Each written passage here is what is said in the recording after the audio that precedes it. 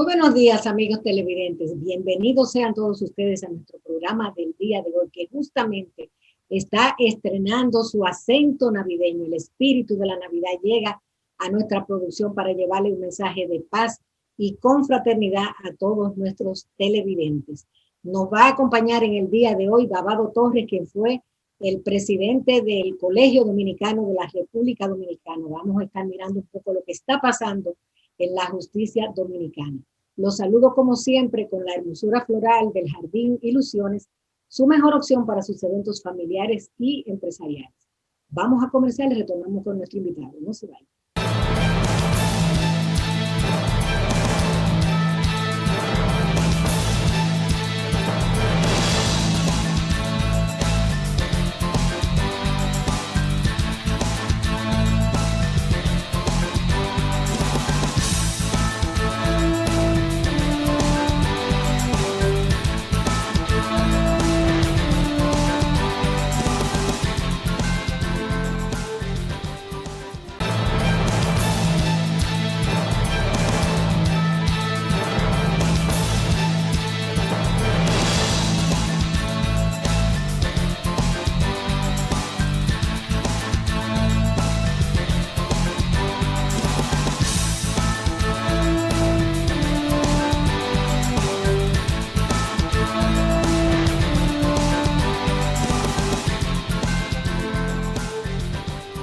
Le doy la más cordial bienvenida a nuestro programa en el día de hoy a Babado Torres, expresidente del Colegio Dominicano de la República Dominicana. Buenos días, Babado. Felicidades en motivo de la Navidad.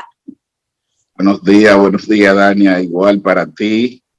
Muchas gracias por permitirme una vez más participar en tu programa y así poder conversar con el pueblo dominicano. Así es. Bien, pues de entrada yo quisiera que hiciéramos una evaluación de cómo ves la justicia dominicana un año y varios meses después de el primer aniversario del gobierno del licenciado Luis Abinader. Bueno, la justicia, Dania, de la República Dominicana está mortalmente herida. La situación por la que está atravesando el Poder Judicial de nuestro país es sumamente difícil. Quizás nunca antes en la historia republicana habíamos tenido una situación tan difícil, tan degradante, tan falta de institucionalidad y de credibilidad como la que tiene la justicia en estos momentos en la República Dominicana. Lo lamentable de todo esto es que la clase política no ha entendido la grave situación por la que está atravesando el Poder Judicial en la cabeza del presidente de la Suprema Corte de Justicia, Luis Henry Molina. Prácticamente el sistema de justicia en la República Dominicana está desmantelado. Tú tienes, por ejemplo, que ya han desaparecido las secretarías de todos los tribunales del país. Tú tienes que, violando la ley de organización judicial, el presidente de la Suprema Corte de Justicia se ha inventado supervisores que están por encima de los jueces y personal administrativo que deciden lo que le corresponde al Poder Judicial, es decir, a los jueces en toda la República Dominicana. Hay una situación de violación al escalafón de los jueces, hay una violación al sistema de justicia en cuanto a imponer y practicar la justicia virtual que no existe en la República Dominicana, que no está contemplado en la ley 821 y que ya el Tribunal Constitucional se pronunció declarando no conforme a la Constitución las resoluciones emitidas por el Consejo del Poder Judicial que violaban prácticamente principios fundamentales en el ejercicio legal de la justicia en la República Dominicana.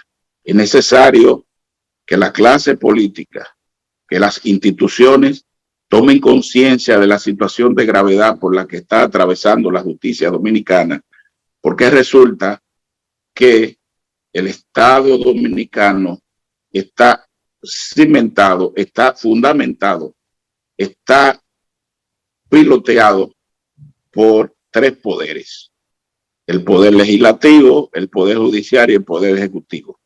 La democracia, sin uno de esos poderes, no existe en la República Dominicana.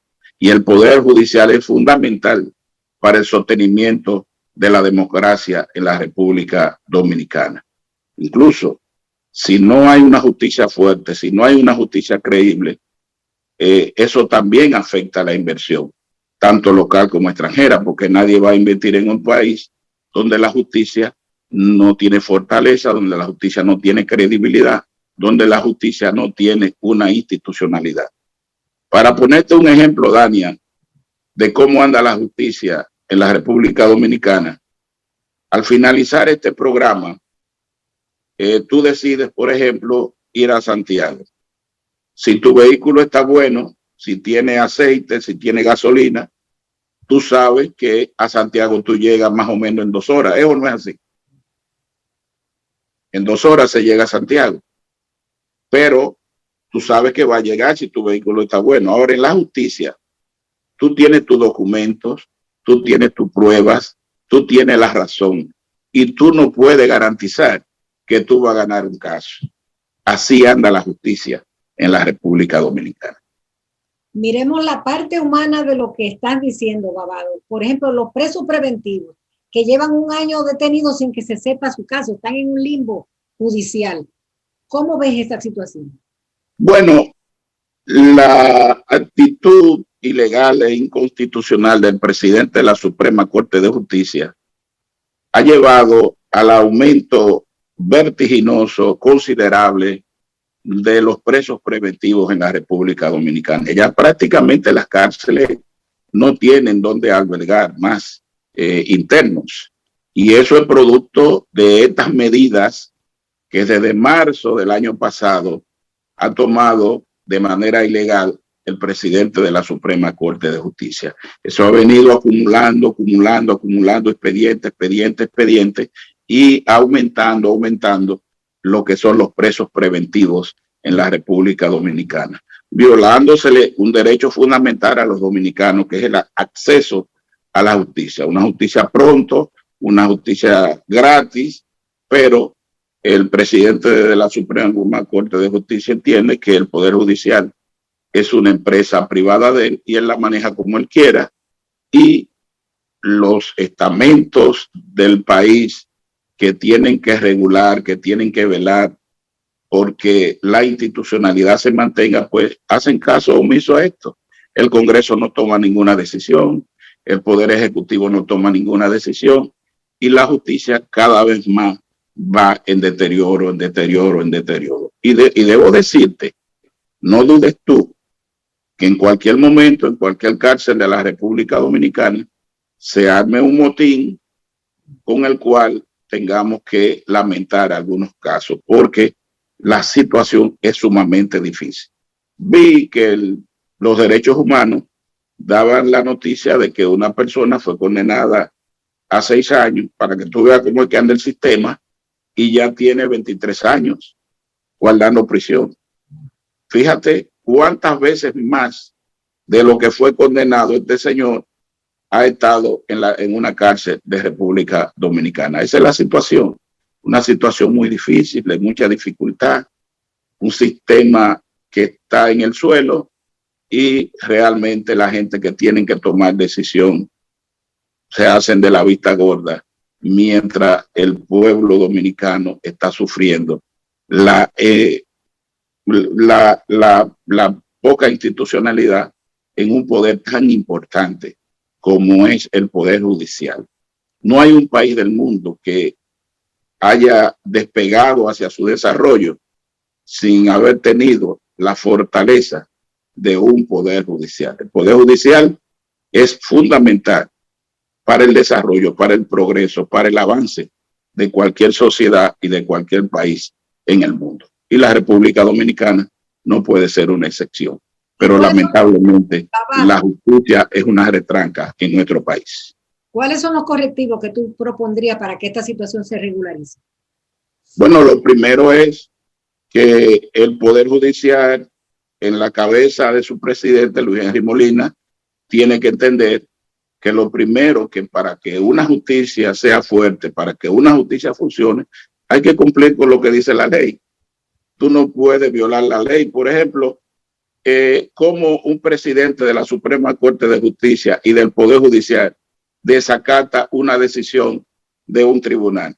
En este caso, el presidente de la Suprema Corte ha desacatado una decisión del Tribunal Superior Administrativo que declaró ilegal las audiencias virtuales, pero no conforme con esto, el presidente de la Suprema Corte de Justicia y presidente del Consejo del Poder Judicial desacata una decisión, oye, de la supraestructura de cualquier país, que es el Tribunal Constitucional, que dijo que no es conforme con la Constitución de la República las resoluciones tomadas por el Consejo del Poder Judicial respecto a la implementación de la justicia virtual en la República Dominicana, y eso fue desacatado.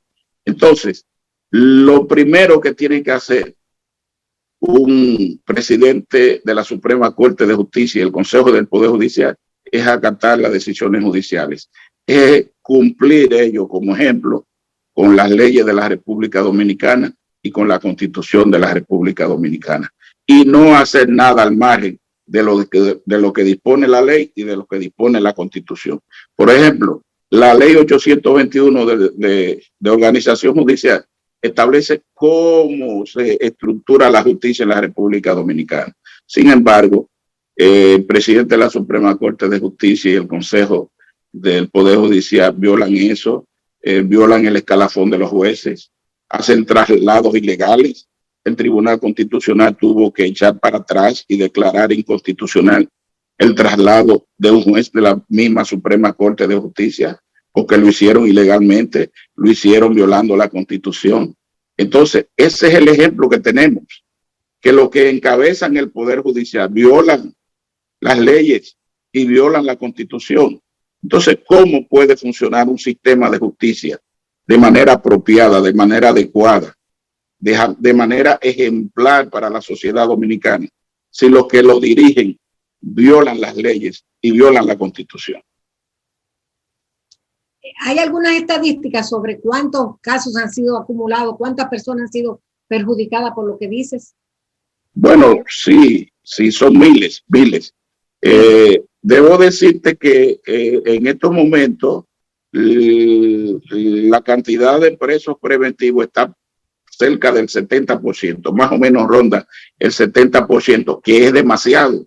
Bien. Que es demasiado. Frente a las inversiones que se han hecho en el Poder Judicial, frente a las inversiones que se han hecho en el sistema penitenciario, frente a las inversiones que se han hecho al Poder Judicial a los fines de institucionalizarlo y de que avance y se desarrolle, no es justo que todas esas inversiones de miles y miles de millones de pesos que ha realizado el Estado Dominicano en el sistema de justicia, pues tengamos hoy, en pleno siglo XXI, una matrícula del 70% de los presos preventivos en toda la República Dominicana. Bien, eso es un ejemplo negativo. Así es. Te propongo una pausa y retornamos con esta intervención tuya en el programa. Volvemos.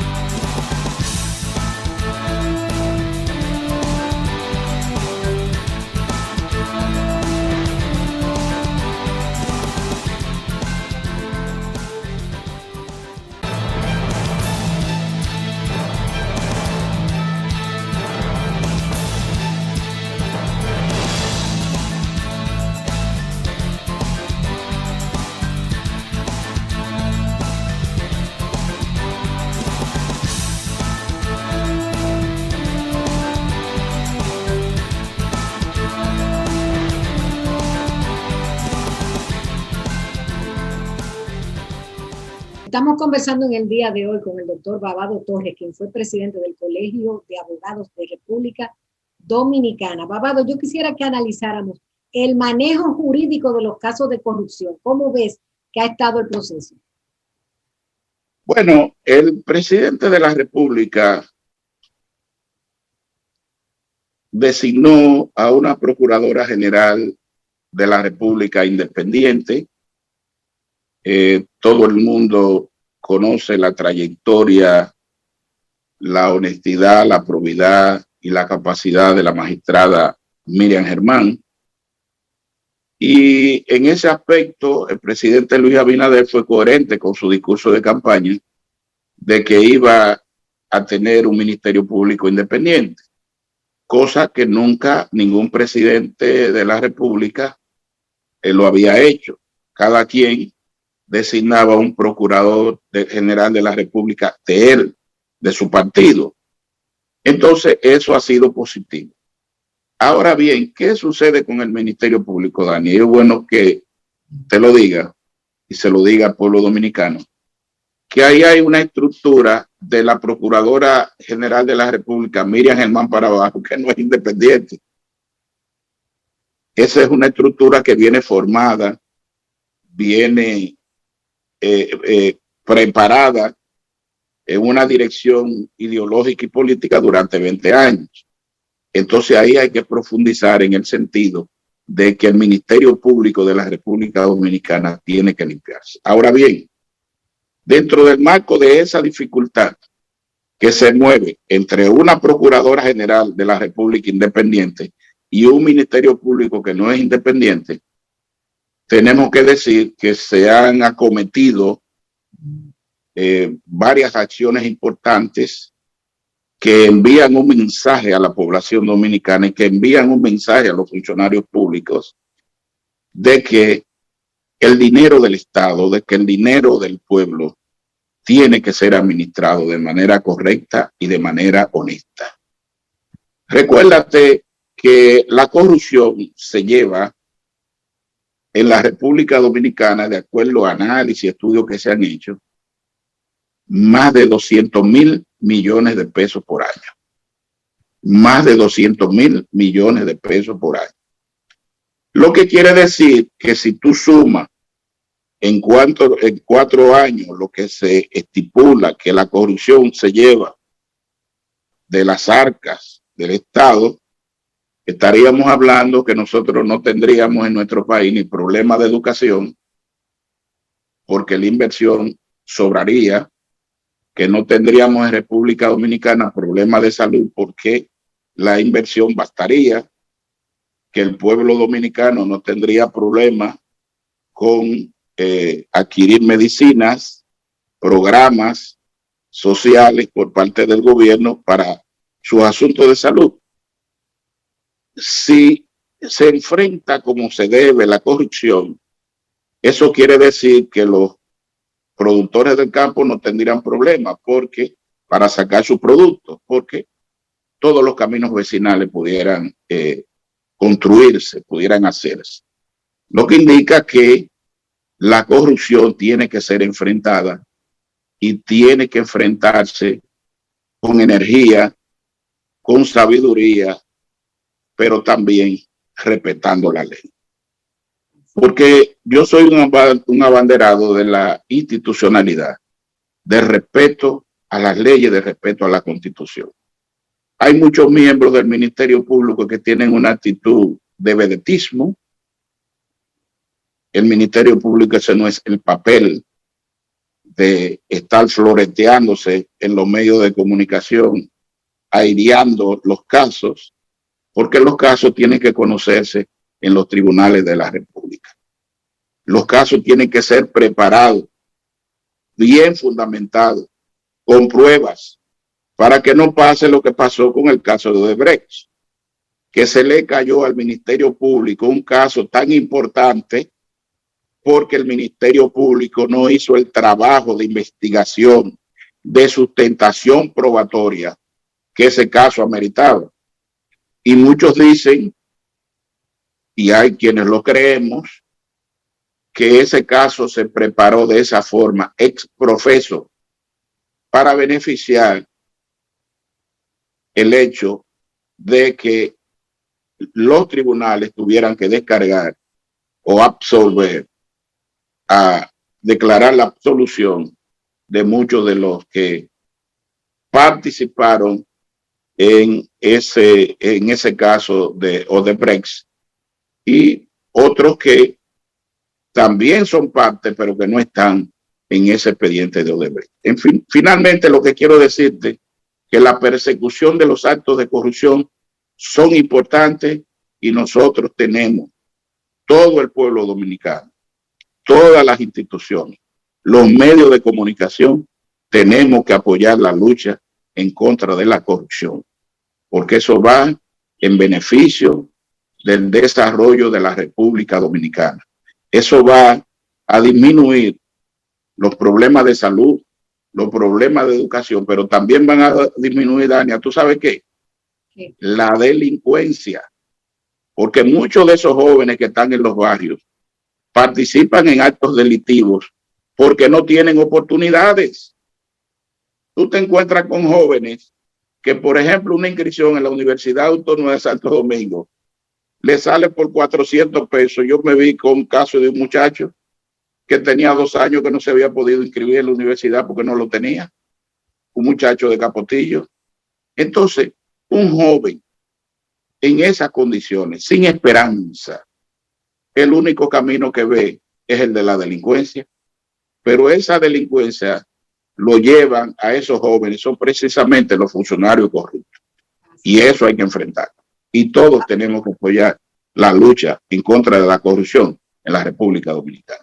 Ahora quiero llevarte a un tema un poco sentimental. Veo que tu hija está siguiendo tus pasos y va a optar por Adoma, por la presidencia de Adoma. ¿Me hablas un poquito de cómo siguen tus pasos, tus hijos? Bueno, mira, Cristal, ella es bastante gremialista. Ella, a pesar de su juventud, ha sido delegada en muchas elecciones del Colegio de Abogados, participó y caminó el país con el presidente Julio César Terrero Carvajal, que ganó las elecciones, con Miguel Surún Hernández, con Diego García. Tiene una gran experiencia gremial y ella ha decidido presentarse en las elecciones que serán celebradas el próximo marzo, el año que viene, ahí empezando el año, como la primera mujer que va a alcanzar en 61 años la presidencia de la Asociación Dominicana de Abogados. Yo le estoy apoyando, la están apoyando más de 34 movimientos, ya algunos líderes gremiales han manifestado públicamente su respaldo y ella puede hacer un gran trabajo en beneficio de la justicia, en beneficio del país y en beneficio de la abogacía de toda la República Dominicana. Ella puede conectar Adoma con los organismos internacionales, ella puede hacer una gran labor de apoyo a la salud de los abogados, ella puede hacer una gran labor de asistencia social a favor de los abogados y va a realizar con la ayuda de Dios, porque yo sé que Dios la va a apoyar para que ella obtenga ese triunfo en las próximas elecciones de Adoma y con la ayuda de Dios pues ella hará un excelente trabajo en beneficio de la abogacía de nuestro país. Así es. Babado, hablemos un poco de Haití. La crisis haitiana se extiende y es cada vez más preocupante. ¿Cómo tú la ves? Bueno, debo decirte que es una crisis muy difícil porque la República de Haití no tiene instituciones. Fíjate que hace poco cometieron el magnicidio de su presidente, Moïse. Tiene un primer ministro cuestionado por todos los sectores. No hay justicia, no hay Congreso, ahí no hay nada. Entonces es una situación muy difícil, pero la República Dominicana tiene que manejar con tacto, con prudencia, la situación por la que se ha presentado. De entrada, he visto algunas acciones importantes que ha cometido el señor presidente de la República, que es quien maneja las relaciones exteriores del país, es el jefe de la política exterior de la República Dominicana, y veo que la frontera, con más de 11,000 miembros de nuestras Fuerzas Armadas, ha sido sellada totalmente por los organismos de seguridad de República Dominicana, pero eso tiene que ir acompañado. Yo recuerdo que en una ocasión se presentó una crisis también cuando fue destituido Jean Bertrand Aristide.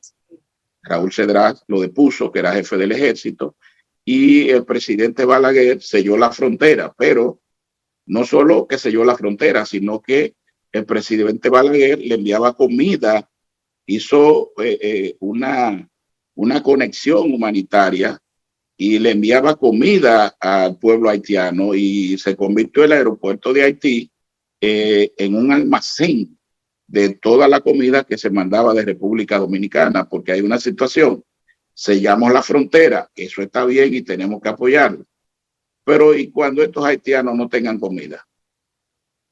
¿Para dónde van a coger? Aunque lo maten, van a coger para esta parte de la isla.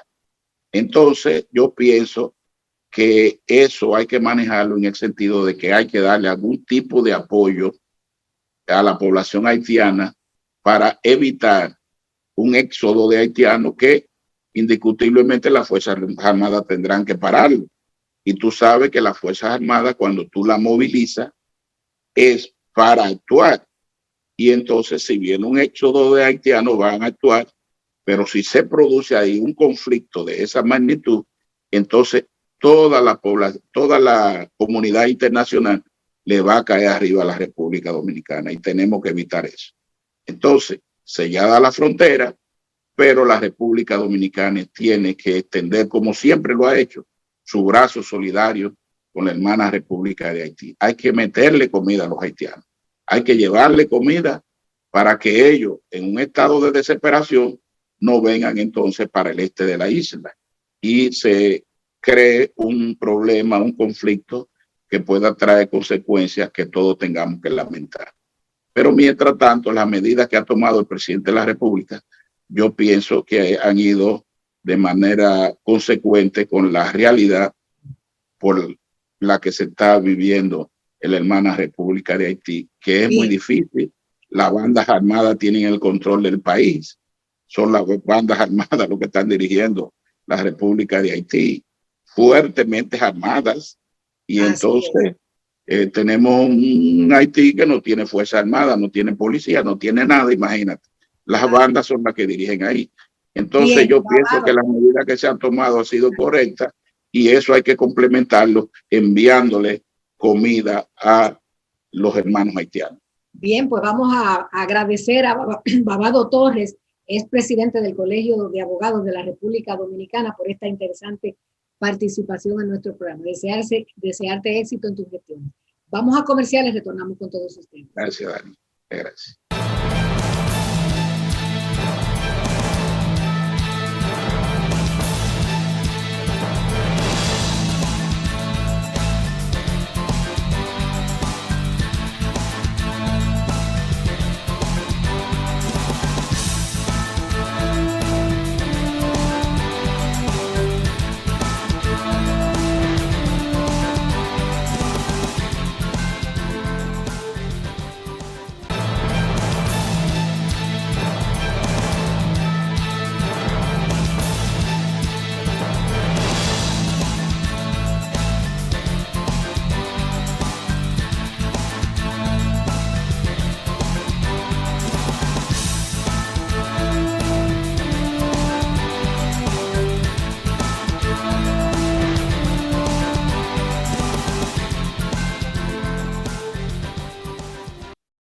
Amigos televidentes, muy buenos días y gracias por acompañarnos en otra propuesta de Palpitar Económicos de Puntos de Vista, que en esta mañana dominical tenemos como nuestro invitado al ingeniero Milton Morrison, quien es administrador y gerente general de Edesur Dominicana. Muy buenos días, ingeniero. ¿Cómo se siente?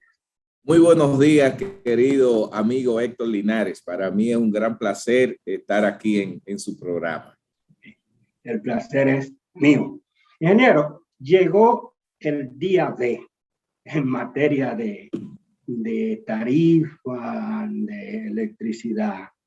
Desde el pasado lunes estamos en el proceso de desmonte del famoso subsidio cruzado que existía para el asunto de facturación en la tarifa eléctrica. Hay muchos comentarios de que eso será inflacionario, que la luz se va, el costo de la energía se va a disparar. Y nos gustaría que nos diera un poco de luz, porque parece que con todas las explicaciones que se han dado, existe como, no sé si es confusión o más temor que confusión, pero bueno, algo pasa. Sí. Mire, qué buena pregunta, Linares, que nos hace, porque a nosotros nos ha llamado mucho la atención, la preocupación que ha estado en la población dominicana respecto a este desmonte del subsidio de la tarifa eléctrica que está contemplado en el pacto eléctrico firmado en febrero de este año, firmado por todos los partidos políticos de oposición, gobierno, el sector empresarial, algunos sectores sociales, la sociedad civil. En ese pacto eléctrico, en el artículo 8.3.2.1, establece que la Superintendencia de Electricidad, por mandato de todos los firmantes en ese pacto, que fueron más de 100 organizaciones e instituciones, debe hacer un desmonte gradual de la tarifa de la siguiente manera. Cada 3 meses va a revisar esa tarifa y durante 5 años va a ir desmontando aquellos segmentos que tienen un alto subsidio. Ahora, ¿qué sucede? No todas las tarifas que nosotros tenemos tienen el mismo nivel de subsidio. Ahora, la pregunta es, ¿cuál es el impacto de esto que ha ocurrido a partir del 1 de noviembre? Se lo digo de la siguiente manera. Para que usted tenga una idea, un cliente residencial en tarifa BTS1, que por ejemplo consuma 1000 kilovatios hora, que tiene una factura eléctrica cuyo pago es alrededor de 11,000 pesos. ¿Usted sabe cuánto le va a aumentar si hace el mismo consumo del mes anterior? ¿Cuánto le va a aumentar a partir de diciembre? 27 pesos. Es decir, de 11,000 y pico pagaría 27 pesos. Es decir, que en ese caso no es un aumento, como dicen, significativo. Obviamente hay un aumento, pero algunos sectores dicen que será catastrófico. Pero ¿cómo puede ser algo catastrófico que te aumente 27 pesos en una factura de 11,000? Un cliente, por ejemplo, en el nivel de subsidio de tarifa, que tiene mayor nivel de subsidio, que es, por ejemplo, el nivel más bajo de los 100 kilovatios hora, que son las familias y los clientes y los usuarios más humildes, que paga ahora mismo 444 pesos de factura, igual va a tener un aumento no tan significativo, pero sí de 46 pesos. Es decir, que de pagar 440 y tantos pesos, ahora pagaría cerca de 490 o cerca de 500 pesos. Esos son los niveles de impacto. Cuando nos vamos a los comercios de igual manera tienen aumentos que no sobrepasan los 40 pesos. Es decir, yo le hago un llamado ya en mi rol de administrador de DESUR a los comerciantes para que no se dejen confundir, porque ya he visto que dicen que van a traspasar los costos de ese aumento tan grande de la tarifa a los productos. Pero yo le digo a mis amigos comerciantes, miren, no va a haber tal aumento. Es más, y aprovecho este espacio aquí de tu programa, Linares, para decir lo siguiente. Si todos los clientes y los usuarios hacen un uso eficiente de la energía en este mes, lo más probable es que ni van a sentir los 27 pesos ni los 40 y pico de pesos. Porque si usted hace un mejor uso de su electrodoméstico o de los equipos que tienen el comercio y la oficina, fácilmente la tarifa, la factura le va a bajar. Entonces, en sentido llano, y con esto concluyo a esa primera pregunta que usted me hace, hay dos cosas. Primero, el gobierno del presidente Luis Abinader. El presidente Luis Abinader no ha dispuesto ningún aumento a la tarifa. Lo que se está haciendo es un desmonte al subsidio. Y un desmonte al subsidio obviamente genera un ligero incremento. Ahora, ¿es catastrófico eso? ¿Va a arruinar, va a hacer quebrar los comercios y las empresas? No es así, porque los impactos van desde 27 pesos a 40 y pico de pesos en los niveles de la facturación. Y los grandes industriales, los que consumen mucho, se les va a quedar prácticamente igual. Es decir, que esa es la realidad y yo lo que quiero es llevar tranquilidad a la población dominicana para que no se dejen confundir de las desinformaciones que están circulando en torno a esta medida. ¿Cómo que está estructurado ahora? Por ejemplo, ¿cuántos niveles para el tema de la tarifa está? Yo sé que de 0 a 100 es un nivel, después viene... Sí, ¿Cuáles son? claro. Claro, ¿Cómo mire, funciona?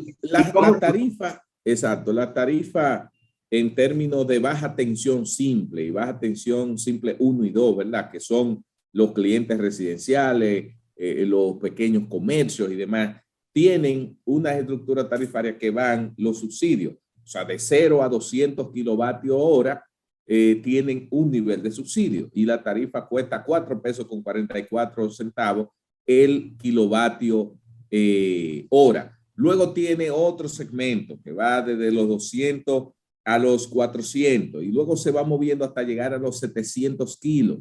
En ese nivel de 700 kilos para abajo es que está el nivel de subsidio. Mientras menos lo consumen, más es el subsidio que el Estado Dominicano está pagando. Por encima de los 700 ya no hay subsidio. El gobierno no tiene subsidio. Por eso es que usted ve que el que consume mucho más de 700, el impacto de 27 pesos, estoy hablando de una factura, pero en términos del costo de la tarifa como tal, estamos hablando de un impacto de menos de un 1%. En el caso de EDESUR, cuando uno toma todo lo que es el conglomerado de los diferentes impactos que tendremos en la factura, usted sabe, usted que es un economista, Linares, conocedor de esto, usted sabe cuál es el impacto en la factura y en la tarifa de este aumento, 0.9%. Es decir, que no es un impacto significativo, sino debo negar que es un ligero, muy ligero aumento, pero no significativo como dice. Entonces, eso es algo que hay que ponerlo claro para que la gente entienda que la tarifa eléctrica que se ha estado pagando durante los últimos 11 años no ha sufrido ninguna variación y que las distribuidoras de electricidad no aumentan ni bajan tarifa. Eso lo hace la Superintendencia de Electricidad, que es un órgano independiente, es el regulador del sector eléctrico. ¿Y qué hizo el Pacto Eléctrico? Firmado por más de 100 entidades y organizaciones y partidos políticos, todos. Le dijo a la superintendencia, comienza a hacer el desmonte de la tarifa que debió hacerse en julio del año 2018 y el gobierno pasado no lo hizo. Entonces, lo que está haciendo este gobierno a través de la superintendencia es cumpliendo con lo que todos firmaron. Lo que a mí me sorprende, Linares, que hay partidos políticos, voceros de partidos políticos y algunos sectores que están pidiendo que no se haga el desmonte, pero sin embargo ellos firmaron el documento que le manda a la superintendencia que haga el desmonte. Entonces, esas son de las cosas que uno no entiende, pero bueno, estamos en la República Dominicana. A lo mejor no sabían lo que estaban firmando entonces. Ah, bueno, entonces todavía es peor el tema, que no leyeron lo que estaban firmando. Sí. Milton, esa explicación es de ese incremento que puede ser 27, puede ser 40, dependiendo del nivel de consumo. Claro. Pero sí, eso es en este primer round, pero eso, claro, eso es revisable cada 3 meses, ¿cierto? Claro, claro. O sea que después puede venir otro 27 o otro 40 o bajar si se da el caso, porque está muy vinculado a los costos de generación, supongo. Exactamente. Mire, tal como usted dice así, Linares, es así. Se hará una revisión constante de eso, pero habrán, por ejemplo, segmentos de consumo cuyo impacto llegará, pero muy pronto, en una segunda o tercera revisión, a ser prácticamente nulo, en el sentido que no va a aumentar, porque lo que se está haciendo es un desmonte del subsidio. Lo que sí tiene subsidio se desmonta, pero los niveles de consumo que no tienen subsidio no se le va a quitar nada, se va a quedar tal cual como existe, porque no es un aumento, es un desmonte del subsidio, que obviamente el desmonte tiene un efecto de aumento, pero que si usted no tiene subsidio, a usted no le varía nada. Yo voy a ponerle otro ejemplo para que tenga una idea. Para los comerciantes, que fue lo que más me preocupó que vi en la noticia, lo que ellos están diciendo. Un comercio que pague una factura, por ejemplo, de 11,627 pesos, que son los 1,000 kilovatios hora, porque cualquier comercio te consume más que eso. Usted sabe, si paga 11,627, si consume lo mismo que el mes pasado, va a pagar 11,644, le va a subir 17 pesos.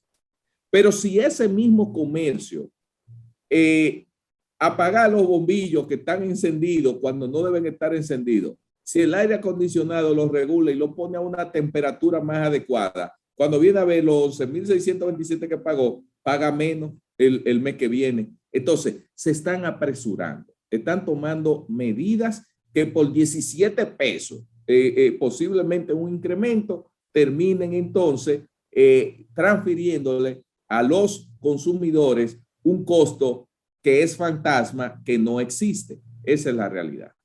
Ingeniero, hay algunos elementos que me gustaría que lo precisáramos, si es posible, sobre el funcionamiento de la estructura subsidio, tarifa, pero vamos a hacer una breve pausa comercial y volvemos en unos instantes. Muy bien.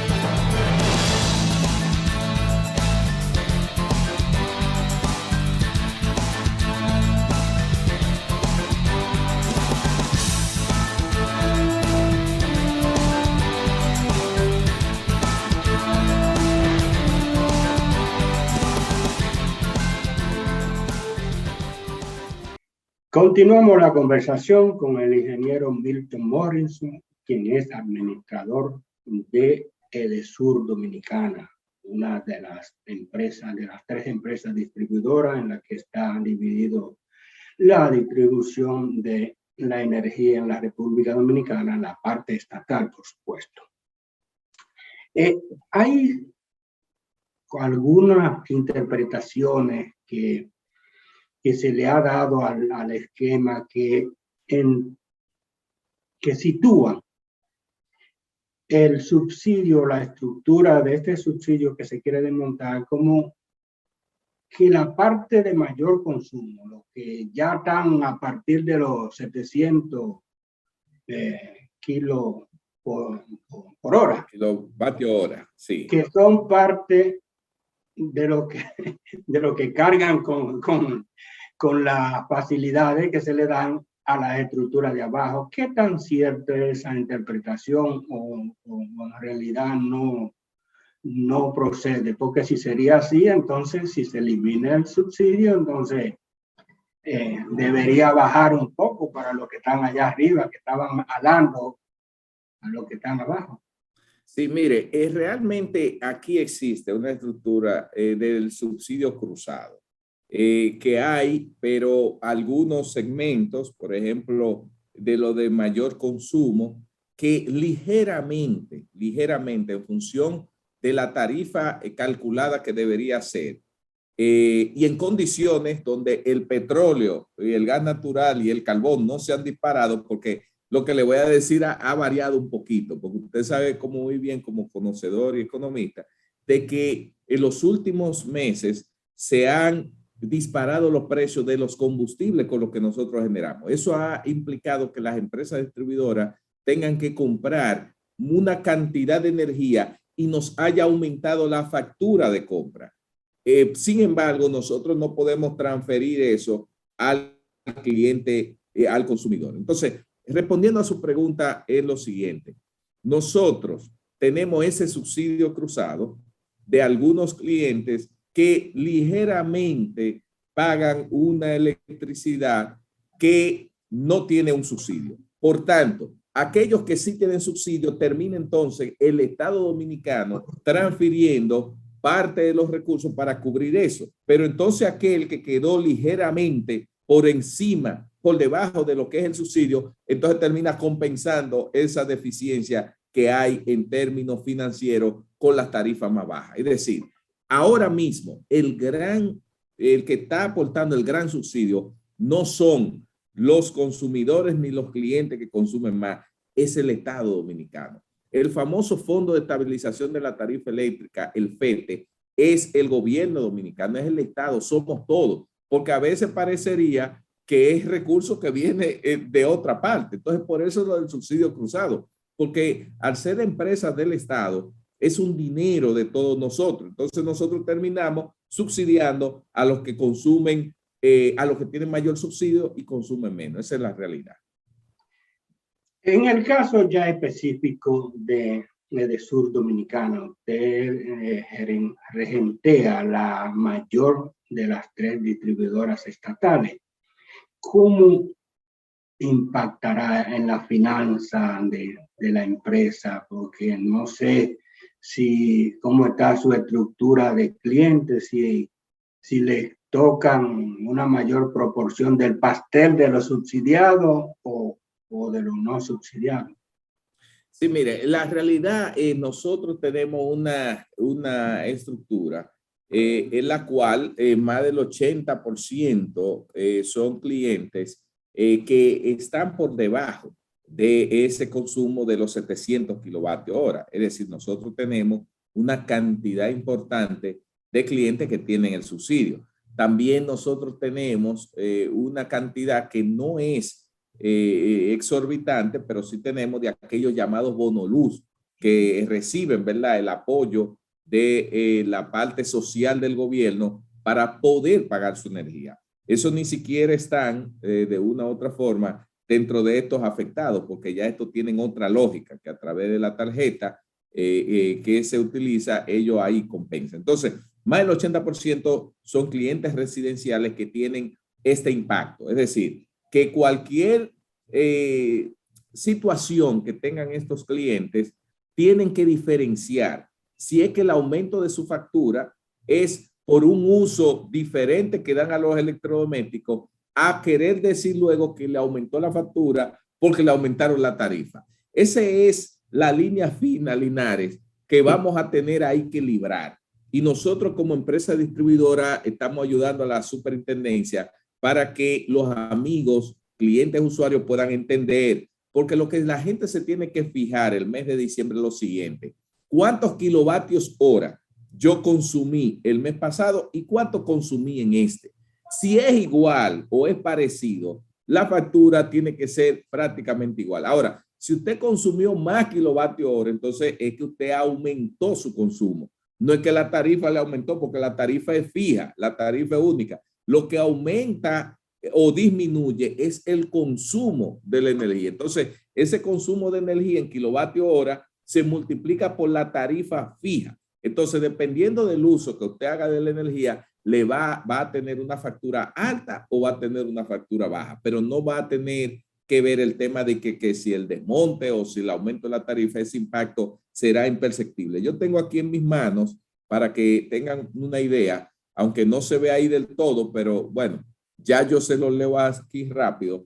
Mire, la variación de la tarifa para la empresa, por ejemplo, Edesur, tomando en cuenta todas las tarifas de baja tensión, de media tensión, todo en horario, es de 0.9%, menos de un 1% en variación entre la tarifa que usted paga ahora con la que paga después, menos de un 1%, 0.9%. En el caso de Edenorte será 1.8%, ligeramente mayor, y en el caso de Edeste, 1.6%. Y usted dirá, ¿y por qué se da eso? Bueno, lo que pasa es que el componente de la electricidad, cuando lleguemos a tener una tarifa técnica, que es lo que debería ser una tarifa que refleje todos los costos involucrados, que la gente ve en su factura, cuánto está pagando en esa factura de generación, cuánto le paga la transmisión, cuánto le paga la distribuidora, cuánto paga de impuestos y cuánto el Estado le paga de subsidio. Eso debió pasar hace años. Si hubiésemos tenido eso así, la gente se hubiese confundido menos, porque tú nada más miras su factura y se da cuenta cuál fue el componente que más le aumentó de todos los que están ahí.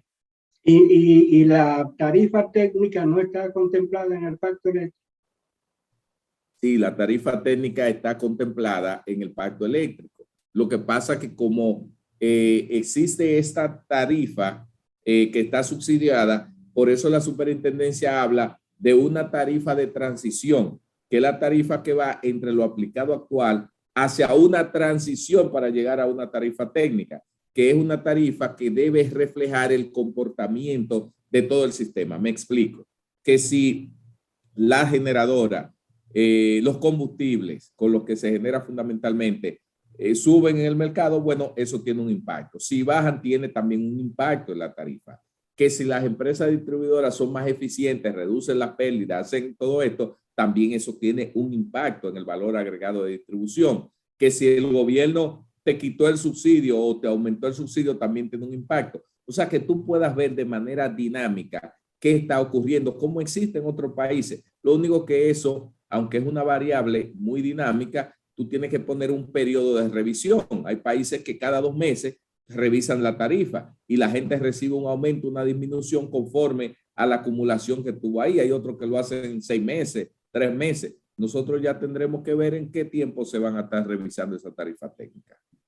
¿Cuántos usuarios tiene Edesur? Y de esos usuarios, ¿son todos clientes y clientes? Es una excelente pregunta, sí, porque a veces la gente habla de usuario. Un usuario es diferente a un cliente y por eso la pregunta sabia suya de usted, ¿cuántos son usuarios y cuántos clientes? No, mire, la realidad es nosotros tenemos clientes, o sea, dentro de la lógica de la facturación, en 900,000 y algo, es un 900, el punto exacto no lo tengo ahora porque eso varía día a día, porque cada día se incluyen nuevos clientes.